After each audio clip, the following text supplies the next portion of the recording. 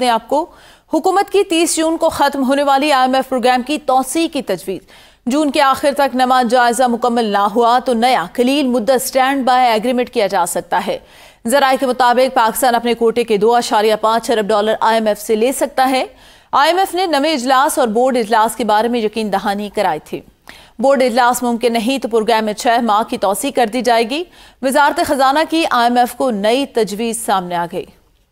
پاکستان نے IMF کو درخواست کی کہ سٹینڈ بائی ایگریمنٹ کا سائز بڑھا کر 3.5 ارب ڈالر کیا جائے۔ فی الحال IMF حکام نے توسیع کی حامی نہیں بھری مگر تجویز پر غور کرنے کے لیے یقین دہانی کروائی ہے۔ قرض پروگرام کی توسیع سے پاکستان میں عام انتخابات کے بعد آئندہ حکومت 3 سالہ پروگرام طے کر سکے گی۔ پاکستان UAE سے چند دنوں میں مزید 1 ارب ڈالر ملنے کی بھی امید رکھتا ہے۔ سعودی عرب سے بھی مزید 2 ارب ڈالر جولائی میں ملنے کی امید ہے۔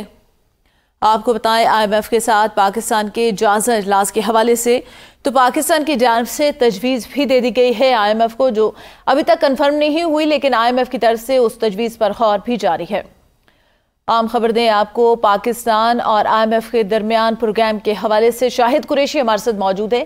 جی شاہد، بتائے گا اس حوالے سے کتنی امید ہے پاکستان کو IMF سے؟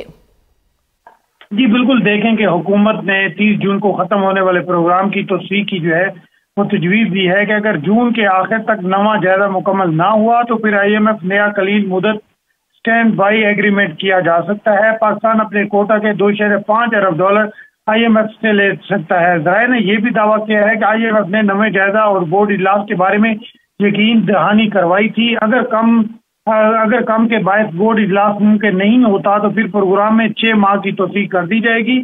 پاکستان نے IMF کو درخواست کی ہے کہ سٹینڈ بائی ایگریمنٹ کا سائز بڑھا کر 3.5 ارب ڈالر کیا جائے۔